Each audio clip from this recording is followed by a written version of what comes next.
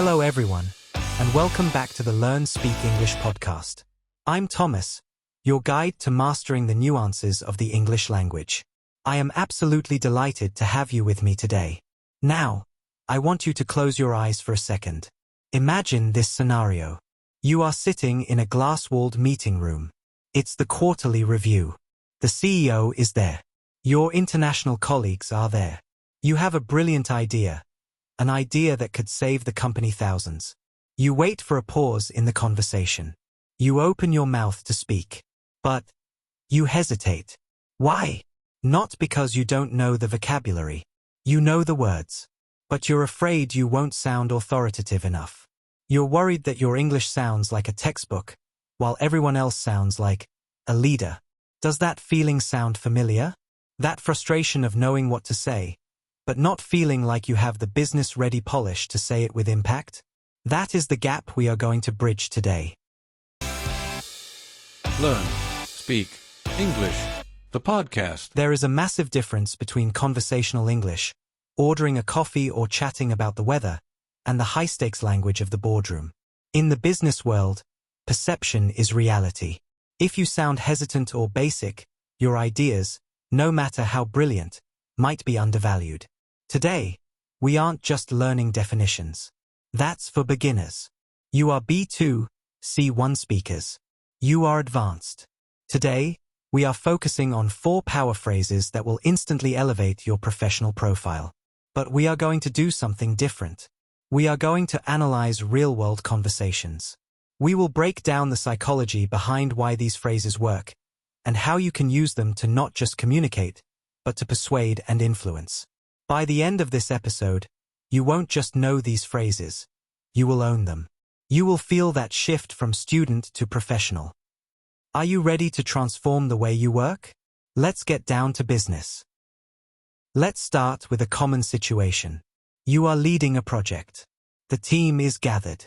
There is energy in the room, or perhaps a bit of awkward silence. You need to initiate action.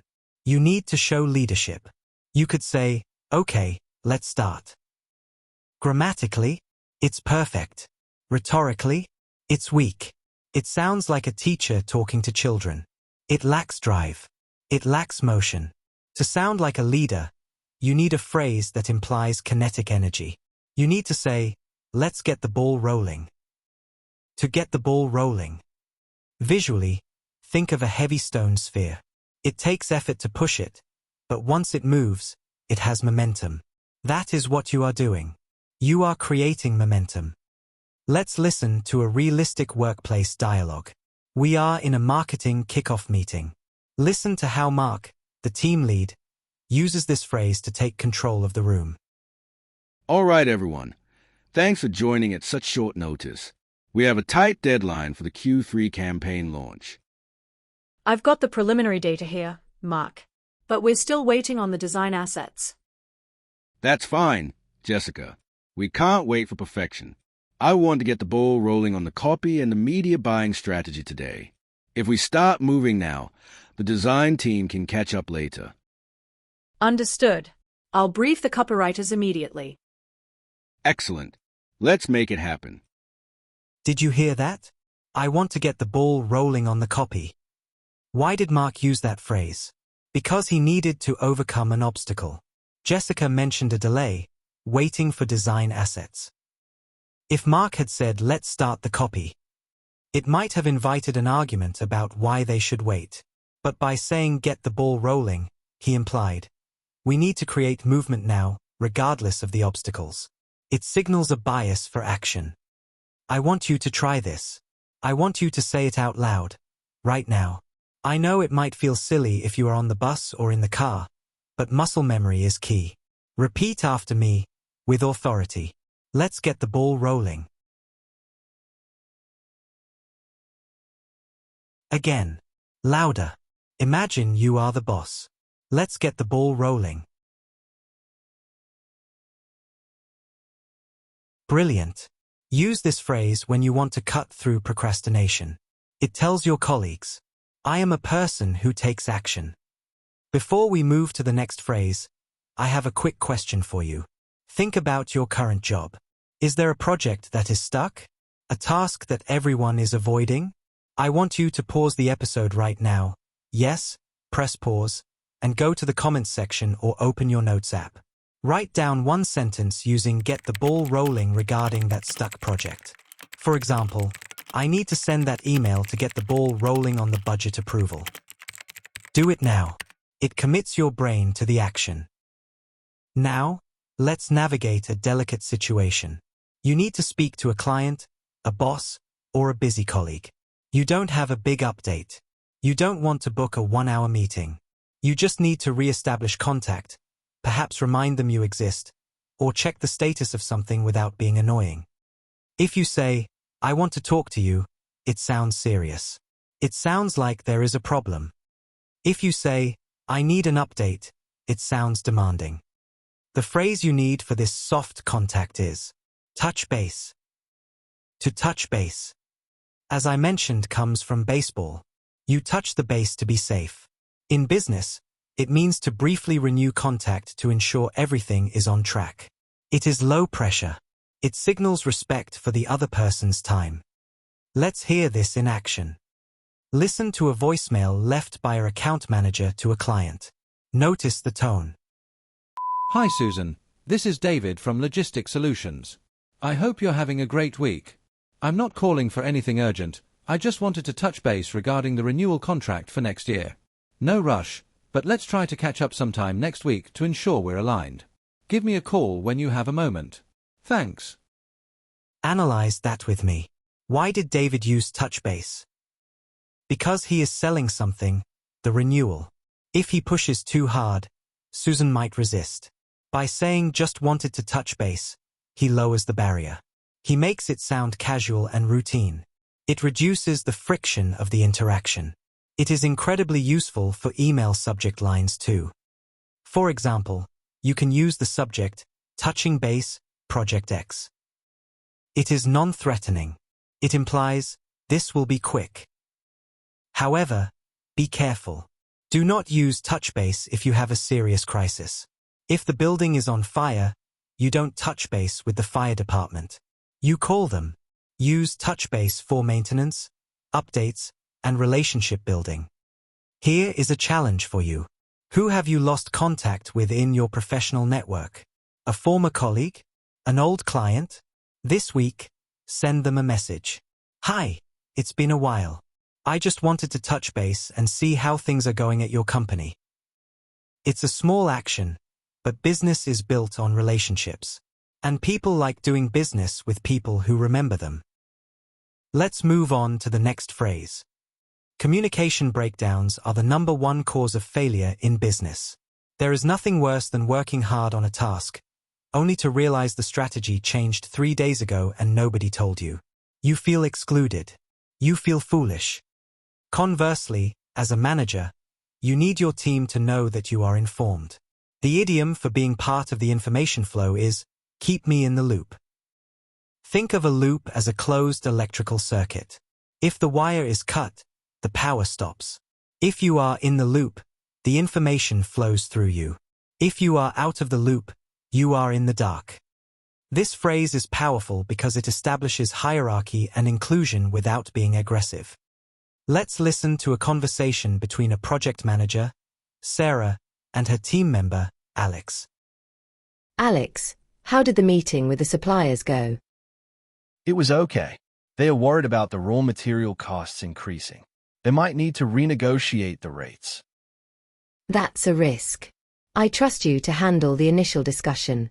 Alex, I don't need to be in every single email chain, but please keep me in the loop if they mention any price hikes above 5%. Absolutely.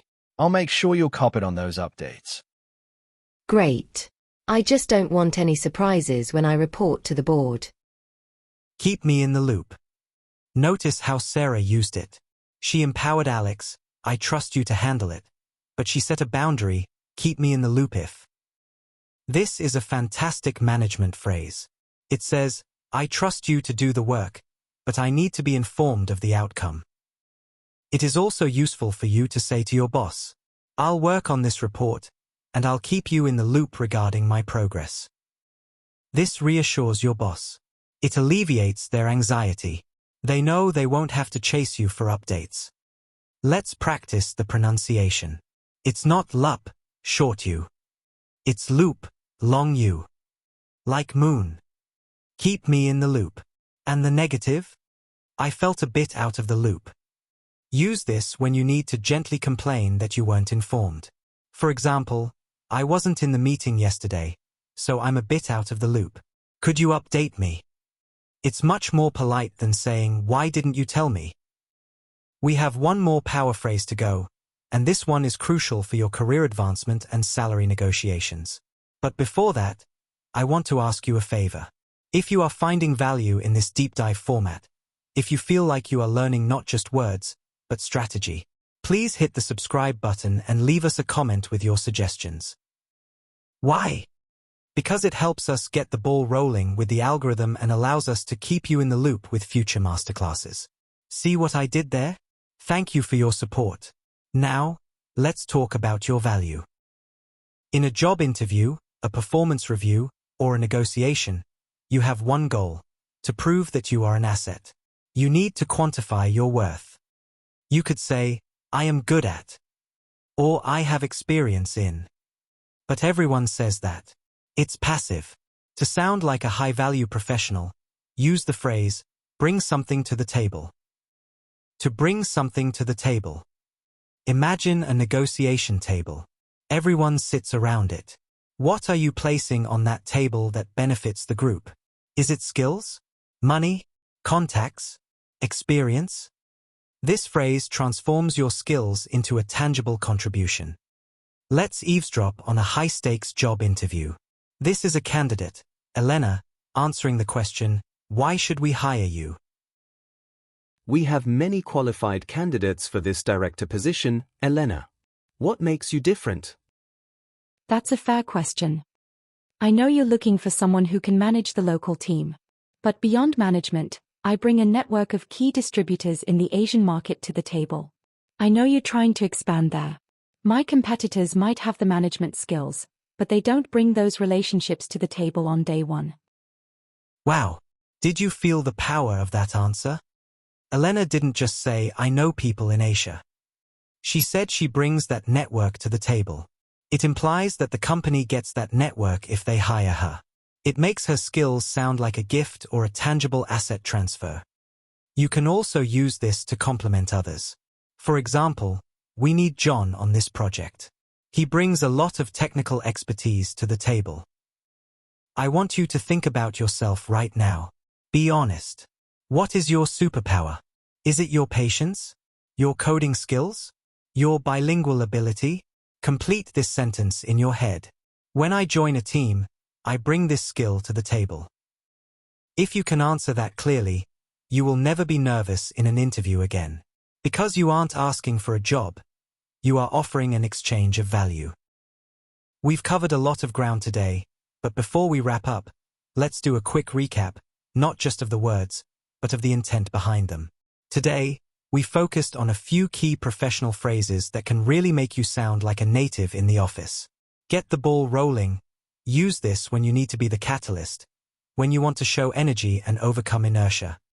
Touch base. Use this to build relationships and maintain contact without being intrusive. Think of it as your tool for soft power. Keep me in the loop. Use this to manage information flow. It builds trust and ensures you're never left out of critical decisions. Bring to the table. Use this to assert your value. It's how you turn your skills into currency in the workplace. Now, to see these phrases in action, we're going to listen to a realistic workplace conversation between a project manager and their team. Pay close attention to how these expressions are used naturally, and imagine yourself participating in the meeting. After listening, try repeating some of the lines to practice shadowing, so you can internalize both the vocabulary and the professional tone. All right, team. We've covered a lot of ground today. Let's recap, not just the words, but the intention behind each task. First, we need to get the ball rolling on the new marketing campaign. I know everyone has ideas, but we need someone to take the first step and set the pace. Who wants to start? I can get the ball rolling by drafting the initial campaign outline and sending it for feedback. Perfect, Anna. Next, I want to make sure we touch base regularly with the design team. This way, we maintain good communication without being intrusive. I'll touch base with the design lead this afternoon and make sure we're aligned on the visuals. Great. Also, please keep me in the loop about any changes to the timeline or client requests. I want to stay informed so we can adjust quickly if needed. Of course. I'll keep you in the loop on every client update and share notes after each meeting. Excellent. Finally, remember to bring your skills to the table. Each of you has something unique to contribute: analytics, creativity, strategy. Don't hesitate to assert your value and make the project stronger. I'll bring my experience in social media analytics to the table for the campaign strategy. And I can bring fresh ideas for interactive content to the table. Perfect. That's exactly the kind of proactive energy we need. Keep this momentum, and we'll make this project a success. Notice how each phrase fits naturally into the conversation, showing energy, proactivity, and professionalism. Later, you can shadow this dialogue by repeating each line, paying attention to stress, intonation, and the way these expressions are used in context. By practicing this way, you're not just learning phrases, you're training your brain to think and speak like a professional English speaker. Before we finish today's episode, we're going to do a shadowing exercise. This is perfect if you want to sound like a native in professional English. Here's how it works. I'll introduce a phrase and your job is to listen carefully, pause, and repeat exactly as I say it, matching my rhythm, stress, and intonation. Shadowing like this will help you internalize natural phrasing and speak with confidence. Let's get started. 1. Get the ball rolling. Listen and repeat after me. Let's get the ball rolling on the new marketing campaign. We need to get the ball rolling before the client meeting. Can you get the ball rolling with the first draft of the report? Let's get the ball rolling with the brainstorming session. I'll get the ball rolling by sending the first email to the client. 2. Touch base. Listen and repeat. I just wanted to touch base and see how the project is going. Let's touch base next week to review the results. We should touch base before finalizing the report. I'll touch base with HR about the upcoming training session. Can I touch base with you after the meeting to clarify a few points? 3. Keep me in the loop. Listen and repeat after me. Please keep me in the loop about any changes to the schedule. I'd like to be kept in the loop on the client feedback. Make sure to keep me in the loop when you finalize the proposal. Keep me in the loop if any issues come up during testing. Can you keep me in the loop regarding the budget approval? 4. Bring to the table. Listen and repeat. I bring strong analytical skills to the table. What can you bring to the table in this new project? She brings creativity and experience to the table, which is invaluable. He brings technical expertise to the table that the team really needs. I hope to bring fresh ideas to the table during the strategy meeting. Remember, the key to shadowing is repetition and confidence. Don't just say the words. Feel the energy and intention behind them. Repeat each example multiple times, and soon these phrases will come to you naturally in professional conversations. Here is the truth about business English. It is not about using complex words from a dictionary to sound smart. It is about psychology. It is about making the other person feel comfortable, confident in you, and ready to work with you. When you use these idioms correctly, you are sending a subconscious signal. I belong here. I understand the culture. I am one of you. And once you establish that connection, that affinity, persuasion becomes easy. So, here is my final challenge to you. I don't want you to just listen to this podcast and forget it. That's passive. Tomorrow, I want you to pick one of these phrases. Just one. Maybe you will email a client to touch base. Maybe you will tell your team to get the ball rolling on a task. Do it. And then, I want you to come back to this episode and leave a comment. Tell me, Thomas, I used touch base and my client replied immediately. I want to see your success stories. I want to see you winning. Remember, language is a tool. You have the hammer, you have the saw. Now go out there and build something impressive. I'm Thomas, and this has been the Learn Speak English podcast. Thank you for lending me your ears. Now, go bring something to the table today.